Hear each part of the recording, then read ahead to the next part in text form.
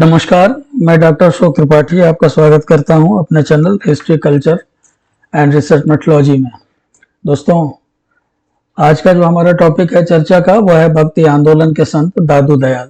भक्ति आंदोलन के दौरान बहुत सारे संतों ने उसमें योगदान दिया था, तो एक एक करके हम कुछ संतों को ले रहे हैं। कबीर, नानक इत्यादि पे हमने पहले वीडियो बना रखी है। चैतन्य के ऊपर भी एक वीडियो अभी कुछ दिन पहले डाली थी। भक्ति आंदोलन के ऊपर काफी पहले एक वीडियो बना के डाली हुई है, आप देख सकते हैं, जो प्लेलिस्ट है कल्चर वाली।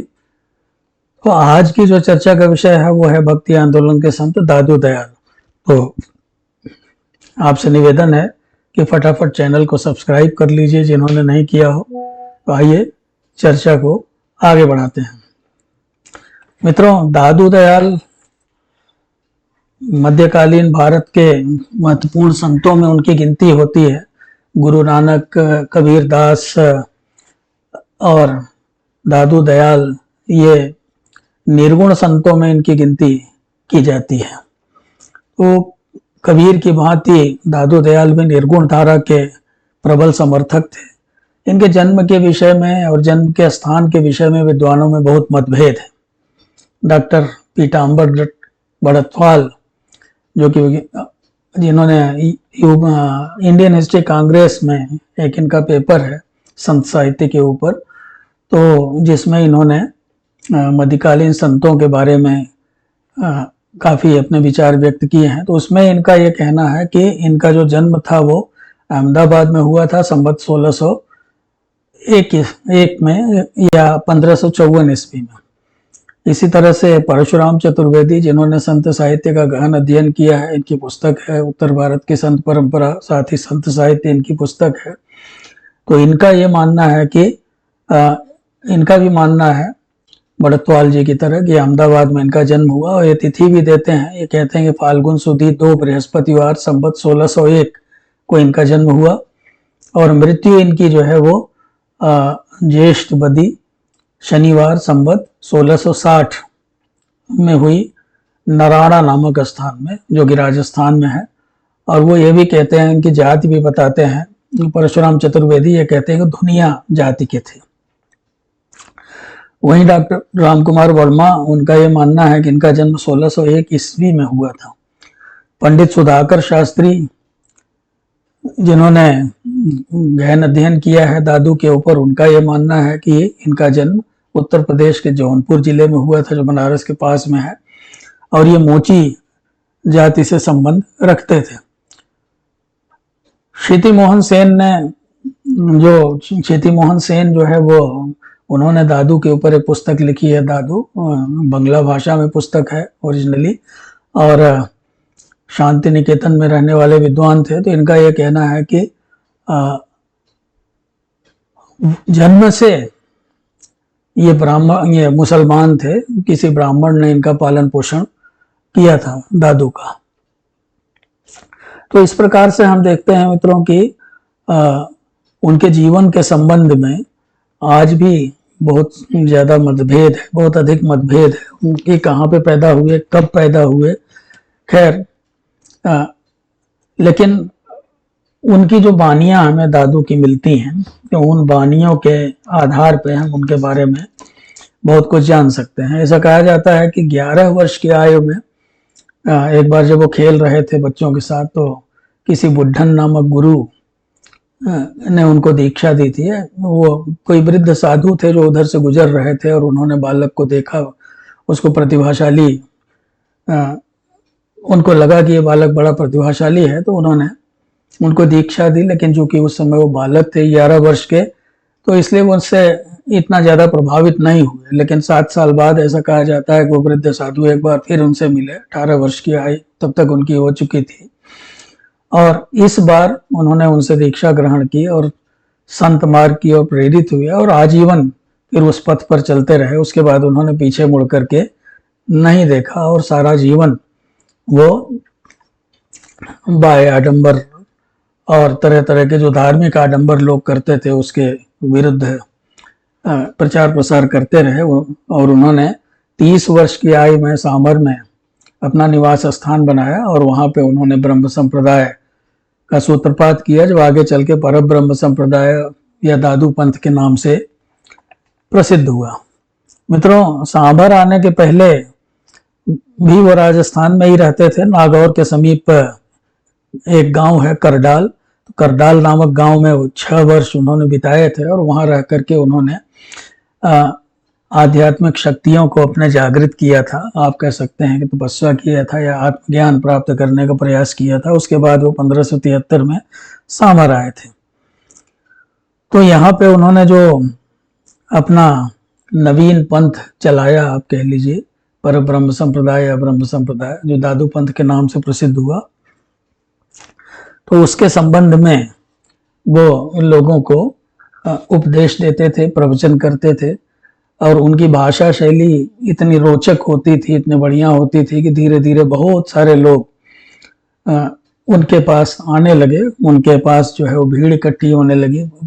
ऐसा कहा जाता है कि सांभर में इनके प्रवचन का जो स्थान था वो अलख दरीबा के नाम से प्रसिद्ध था और आज भी लोग वहां जाते हैं। परंतु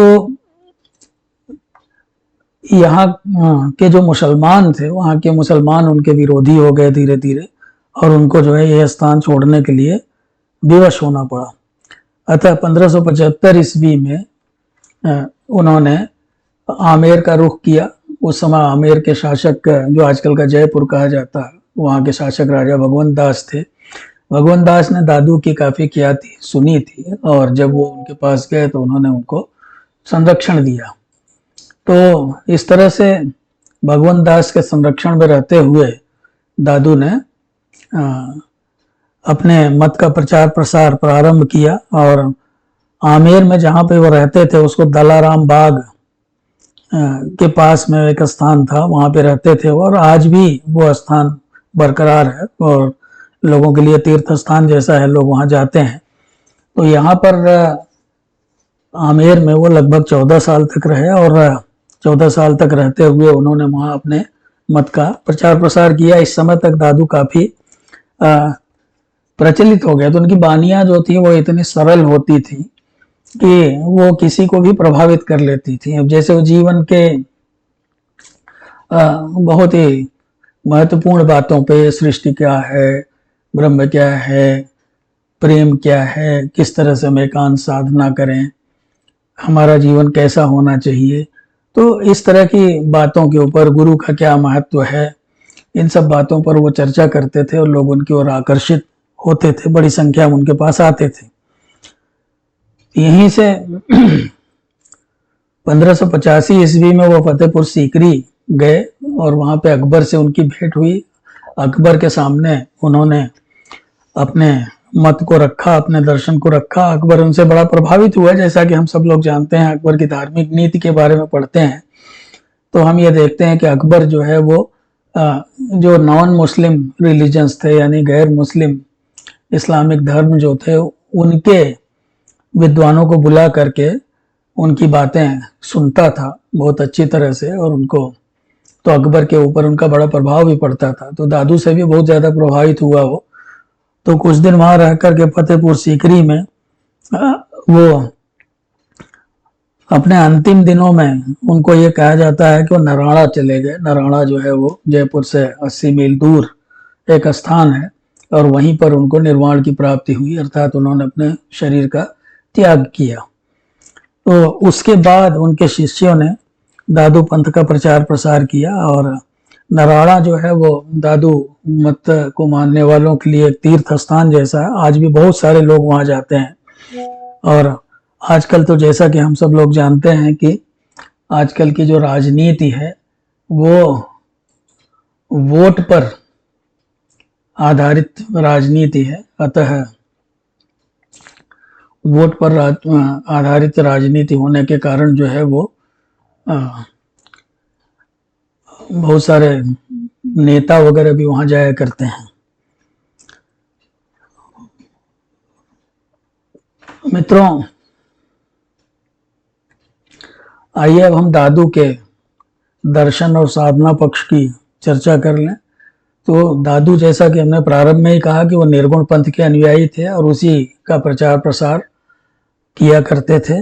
उनका अधिकांश समय देशाटन में, सत्संग में, उपदेश प्रवचन आदि में बीतता था। बहुत ज़्यादा पढ़े लिखे नहीं थे वो, उसके बावजूद भी उन्हें गहरी और सच्ची आध्यात्मिक अनुभूति थी। जैसे कबीर पढ़े लिखे नहीं थे, लेकिन उसके बावजूद भी वो इतना गहरा आध्यात्मिक ज्ञान रखते थे। उसी प्रकार से दादू भी थे, और आध्यात्मिक ज्ञान तो रखते ही थे, साथ ही साथ जब वो उपदेश देते थे तो इतने सरल होते थे, इतनी सरल भाषा में होते थे, जिसकी चर्चा अभी हम करेंगे, कि वो आम आदमी की समझ में आ जाता था। आम आदमी की भाषा में बातचीत करते थे, तो इसलिए आम आदमी उसको बहुत अच्छी तरह से समझता था। तो उनका ये मानना था कि जो परम पिता परमात्मा है वो सर्वव्यापक है, और उसके प्रेम में मनुष्य को डूबा रहना चाहिए। दादू कबीर के विचारों से प्रभावित थे, साथ ही साथ जो है सूफी संतों का भी उनके ऊपर काफी प्रभाव था। उनसे भी यह प्रभावित नहीं थे। जब आप उनकी वानियां पढ़ेंगे तो उनकी वानियों में आप ये देखेंगे कि कबीर, नानक और ये सूफी संतों इत्यादि का प्रभाव उनके ऊपर था। अतः अपने जब देखते हैं कि वो जब उनका जो शिष्य परंपरा है उनकी, तो उनकी शिष्य परंपरा में हिंदू मुसलमान सभी हैं। तो इससे भी जो है वो प्रकट होता है कि वो सभी मतों से प्रभावित थे, चाहे वो सूफीवाद हो, चाहे कबीरदास हो, चाहे वेदांत हो। तो अतः देखा जाए तो उनके शिष्यों में बहुत सारे शिष्य ऐसे थे जो मुसलमान भी थे। जैसे रज्जब उनका एक बड़ा प्रिय शिष्य था। उन्होंने लिखा है एक जगह कि धुनि गृहे उत्पन्नो दादू योगेंद्र महामुनि। तो एकेश्वरवाद के सिद्धांत को वो मानते थे, एकेश्वरवाद का प्रचार करते थे।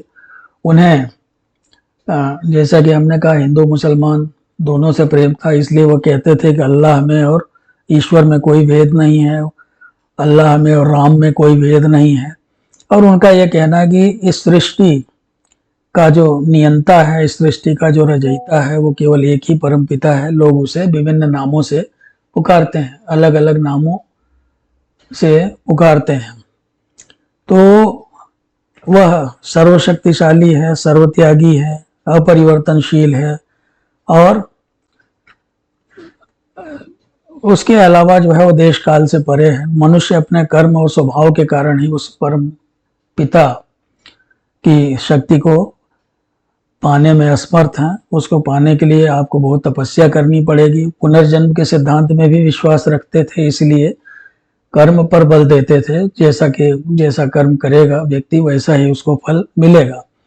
तो कबीर और रैदास की तरह उन्होंने भी जो है ये कहा कि ज्ञान की प्राप्ति बिना गुरु के नहीं हो सकती, गुरु आवश्यक है।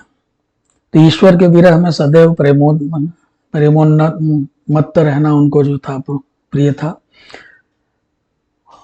दादू ये कहते हैं कि साधु की रुचि है राम जपने की, और राम की रुचि है साधु को जपने की। तो दोनों एक ही भाव प्रकट करते हैं। तो साधु जो है राम को पाना चाहता है, और राम जो है वो सबको साधु बनाना चाहता है। यानी कि सज्जन व्यक्तियों के ऊपर राम की कृपा होती है। तो इसलिए वो ये कहते हैं कि दोनों में काफी समानता है। उनका कहना था कि प्रेम जो है वो भगवान की जाति है, और प्रेम ही भगवान का देह है, प्रेम ही भगवान की सत्ता है, और प्रेम ही भगवान का रंग है। इसीलिए वो ईश्वर के विरह में सदैव प्रेमोन्मत्त रहना चाहते थे। तो विरह का मार्ग खोजकर प्रेम के मार्ग की तलाश करो, ऐसा उनका कहना था। वो ये कहते थे कि इश्क अल्लाह की जाति है, इश्क अल्लाह का अंग, इश्क अल्लाह मौजूद है, इश्क अल्लाह का रंग। तो दादू दयाल की भाषा बड़ी प्रभावशाली थी। भाषा उनकी जो है मुख्यतः राजस्थानी थी, पर कबीर की भांति उसमें गुजराती, पंजाबी, सिंधी, मराठी, फारसी, ब्रजभाषा और भोजपुरी आदि का प्रभाव देखा जा सकता है। तो सदुक्कड़ी भाषा जैसे कबीर की कही जाती थी, तो उसी तरह की भाषा इनकी भी थी, क्योंकि इन्होंने काफी देशाटन किया था, काफ़ी घूमे थे, जगह जगह आते जाते थे, तो इसलिए हर जगह की भाषा की इनको काफ़ी जानकारी थी। मित्रों, दादू का दर्शन बहुत सरल था, निर्गुण पंथ में विश्वास रखते थे और मूर्ति पूजा, देवालय, मस्जिद, तीर्थ यात्रा आदि की इन्होंने प्रतिष्ठा नहीं की, किंतु दादू पंथियों ने दादू के मंदिर बना रखे हैं। आज बहुत सारे मंदिर उनके मिलते हैं और उनके चित्रों की उपासना की जाती है। तो दादू राम नाम के सुमिरन को न छोड़ने का उपदेश देते हैं। वो कहते हैं कि राम नाम नहीं छाड़ो भाई, प्राण तजो निकट जीवी आई। तो जब राम नाम छोड़ो मत, उनका ये कहना है, कभी भी मतलब अपने अंतिम सांस तक राम का नाम जो है, जब तक आपके शरीर में जीवन है तब तक आप राम का नाम लेते रहिए, अंतिम समय में भी राम का नाम लीजिए। अब जैसे आप देखिए, राम का नाम जो है लेना इतना आसान नहीं है। जैसे संत तुलसीदास ने कहा है कि जन्म जन्म मुनि जतन कराही, अंत राम मुखावत नाही। कि जन्म जन्म मुनि जो है जतन करते हैं, प्रयास करते हैं, लेकिन अंतिम समय में राम का नाम भूल जाते हैं।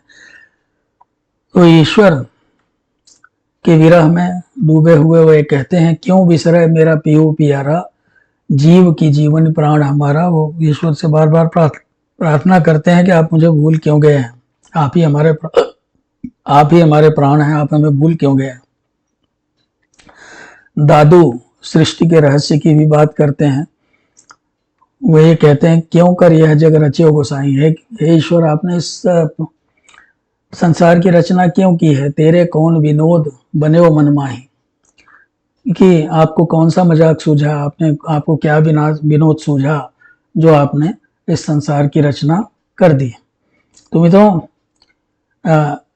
लंबे लंबे पद हैं, सारे पूरा पद यहाँ पर पढ़ पाना संभव नहीं है, इसलिए हमने दो दो लाइन आपके लिए दे दी है।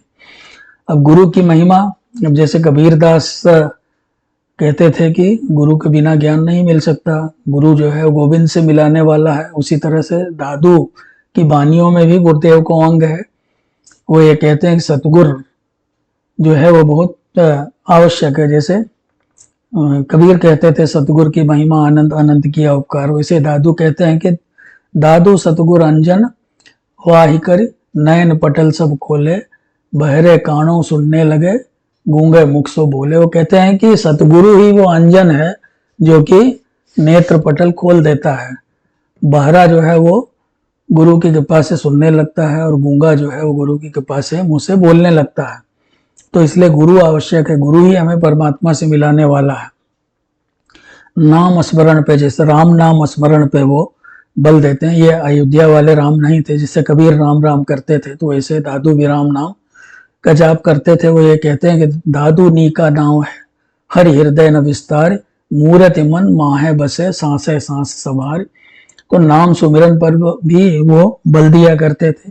तो दादू के दर्शन में प्रेम, विरह, तन्मयता, अनुभव, एकांत निष्ठा, लीला, व्यापक ब्रह्म, विनय, साधु आदि का वर्णन देखा जा सकता है। मित्रों, दादू जैसे कि हमने कहा कि वो सभी प्रकार के, चूंकि भक्ति आंदोलन के जितने भी संत थे वो बाह्य आडंबर वगैरह के विरुद्ध थे, जाति वगैरह को नहीं मानते थे, जाति प्रथा को नहीं मानते थे। वो उनका जो उद्देश्य था वो आपस में प्रेम करना था। तो इसीलिए उन्होंने मूर्ति पूजा, तिलक छापा, उपवास, रोजा, तीर्थ यात्रा आदि को व्यर्थ समझा। आत्मज्ञान प्राप्त करने पर बल देते थे, अपने आप को जानो। और साथ ही साथ उनका यह कहना था कि जब आप अपने आप को जान लेंगे तो ईश्वर को भी आप जान लेंगे। उसके लिए किसी दिखावा करने की जरूरत नहीं, सीधे सीधे उनका यह कहना था कि सीधे सीधे आप ईश्वर के से प्रेम कर सकते हैं, उसमें किसी बिचौलिए की आवश्यकता नहीं है। तो उनमें और कबीर में काफी समानता परिलक्षित की जा सकती है। जैसे कबीर कहते थे ना, मन न रंगाए रंगाए जोगी कपड़ा, तो उसी तरह से दादू भी कहते हैं। तो उनके संप्रदाय की कुछ विशेष बातें ये भी हैं कि जैसे अविवाहित रहना, यानी उनके संप्रदाय के लोग जो उनके शिष्य हैं वो अविवाहित रहना पसंद करते हैं। लेकिन अगर देखा जाए तो दादू खुद भी स्वयं जो थे गृहस्थ थे, उनके 2 बच्चे भी थे, गरीबदास और मिस्कीन। साथ ही साथ उनके संप्रदाय के लोगों का ये कहना है कि आवश्यकता हो तो किसी बालक को गोद ले करके उसका पालन पोषण किया जा सकता है और उसे दादू पंथ में दीक्षित किया जा सकता है, उसे अपना अनुयायी या उत्तराधिकारी बनाया जा सकता है। इसी तरह से दादू पंथ में शवों के अंतिम संस्कार न करने की व्यवस्था है। शव जो है उनका अंतिम संस्कार नहीं किया जाता है, उनको कहा जाता है कि चारपाई पे लिटा करके जंगल में छोड़ दिया जाता है और जंगली जानवर जो है उनके उस शव का भक्षण कर लेते हैं। तो ऐसा कहा जाता है कि दादू दयाल, स्वयं दादू दयाल का जो शव था उसके साथ भी यही किया गया था, उसका भी अंतिम संस्कार नहीं किया गया था। तो इस प्रकार से मित्रों हमने देखा कि दादू का जीवन और दर्शन जो है वो काफी क्रांतिकारी रहा है। कबीर की तरह वो भी एक क्रांतिकारी कवि थे। छोटे से अपने जीवन में उन्होंने काफी बड़े बड़े काम किए और एक तरह से जो उस समय की जो परिस्थितियां थी भक्ति आंदोलन के दौरान, जो चारों तरफ त्राही त्राही मची हुई थी, तो उस समय उन्होंने भक्ति की पयस्विनी में लोगों को स्नान कराया, जिससे कि मुक्ति के द्वार उनके लिए खुल सके। तो मित्रों यदि ये वीडियो आपको पसंद आई हो तो आप चैनल को सब्सक्राइब अवश्य करें, वीडियो को लाइक करें, अपने कमेंट वगैरह भी दें। बहुत बहुत धन्यवाद। और हाँ, आप सबको विजयदशमी महापर्व की बहुत बहुत शुभकामनाएं।